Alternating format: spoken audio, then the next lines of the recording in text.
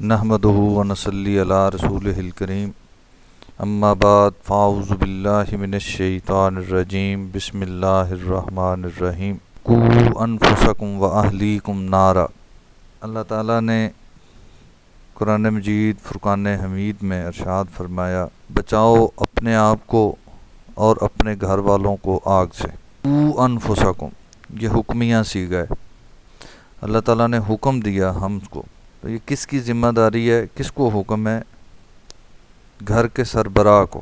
اس بات کو سمجھنے کے لیے رسول اللہ صلی اللہ علیہ وسلم کا فرمان سامنے رکھنا ہوگا۔ رسول اللہ صلی اللہ علیہ وسلم نے فرمایا، کلکم راعٍ وکلکم مسئول عن رعیتہ، تم میں سے ہر کوئی نگہبان، ہر کوئی سربراہ ہے، اور ہر ایک سے اس کی نگہبانی کے متعلق، اس کی رعایا کے متعلق، اس کی ذمہ داری کے متعلق پوچھا جائے گا۔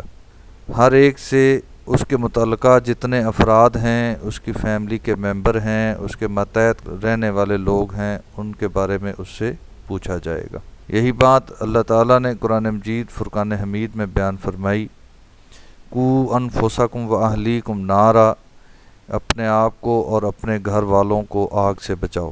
تو کیسے بچایا جا سکتا ہے آگ سے، یہی سمجھنا ہے آج انشاءاللہ۔ آگ سے بچانے کے لیے ہمیں مشاہدہ کرنا ہوگا اپنے گھر کے معاملات کا۔ ہم نے دیکھنا ہے کہ ہماری ترجیحات کیا ہیں۔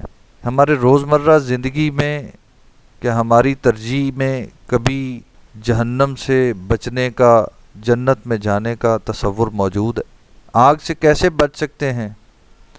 اپنے آپ کو مکمل طور پر اللہ تعالیٰ کے احکامات کے مطابق سپرد کر دینے سے، اپنے معاملات زندگی کو اللہ کے احکامات کے مطابق ڈھال لینے سے ہم آگ سے بچیں گے۔ تو ہماری ذمہ داری یہ ہے کہ ہم اپنے گھر والوں کو وقت دیں، اپنے گھر والوں کو دین کی تعلیمات دیں، تاکہ ہم آگ سے بچ سکیں۔ ہم نے دیکھنا ہے کہ ہمارے گھر میں اس بات کی ترجیح کس حد تک ہے۔ ہمارے ہاں، میں کسی ایک گھر کی بات نہیں کرتا، اوورآل معاشرے کی مثال سامنے رکھتا ہوں۔ ہم دیکھتے ہیں کہ اب کس عمر کے بچوں کو اسکول کی طرف بھیجا جاتا ہے۔ عموماً 3 سے 4 سال کے بچوں کو اسکول گوئنگ ہم کر دیتے ہیں۔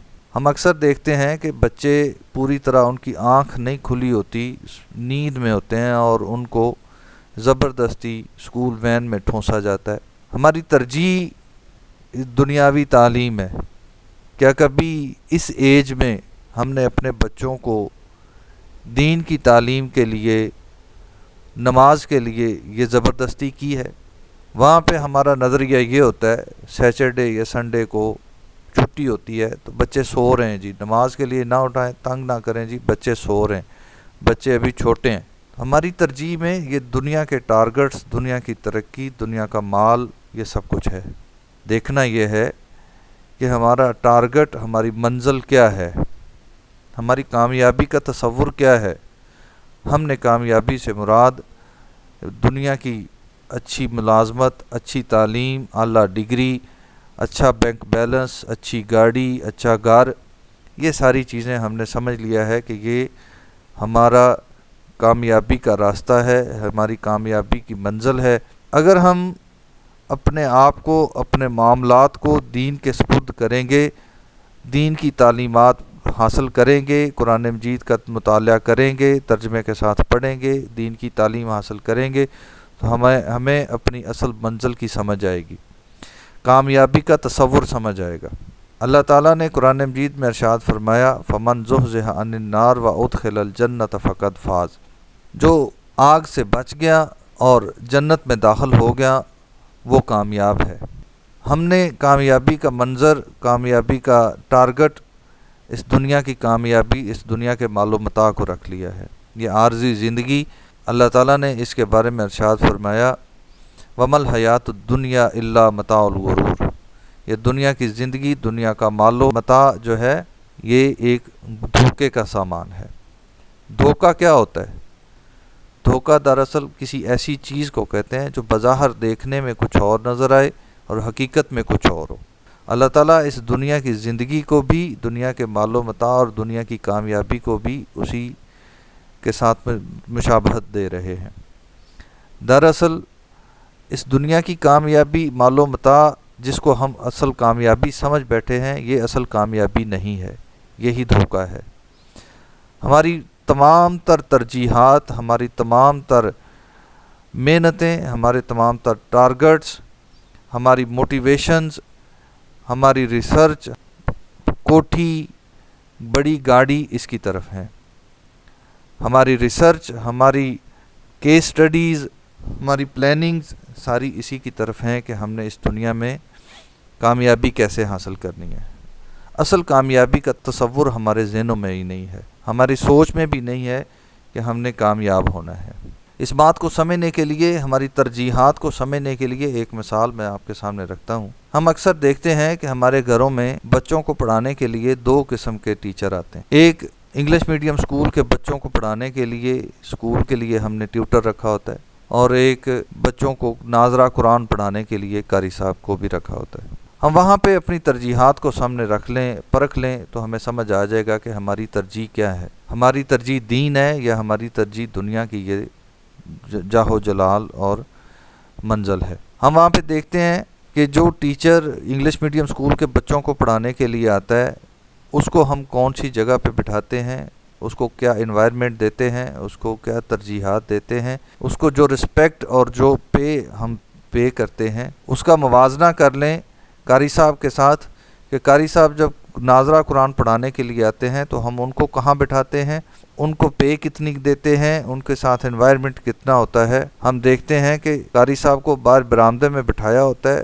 گھر کے سارے بچے بمائے ملازموں کے بچے بھی ان کے گرد جمع ہوتے ہیں، جبکہ اگر ٹیچر انگلش میڈیم اسکول کے بچوں کو پڑھانے کے لیے آئے تو ہم اس کو ڈرائنگ روم میں بٹھاتے ہیں، اچھے برتنوں میں ان کی تواضع کرتے ہیں اور اس کے گرد کسی کو جمع نہیں ہونے دیتے، کہیں بچے کی تعلیم ڈسٹرب نہ ہو جائے۔ یہ ہماری ترجیحات ہیں۔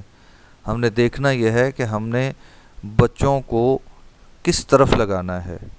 بچوں کو آگ سے اگر بچانا ہے تو ان کو دین کی تعلیمات دینی ہوگی، ان کے ساتھ وقت گزارنا ہوگا۔ دین کی تعلیمات ان کو ہم کیسے دیں گے؟ ہم خود دین پڑھیں گے، دین کا علم حاصل کریں گے، تب ہم اس چیز کی طرف جا سکیں گے۔ اگر ہم خود ہی تعلیم حاصل نہیں کریں گے، خود ہی دین نہیں پڑھیں گے، قرآن کی طرف ہاتھ نہیں بڑھائیں گے، تو ہم اپنے گھر والوں کو کیسے وقت دے سکتے ہیں؟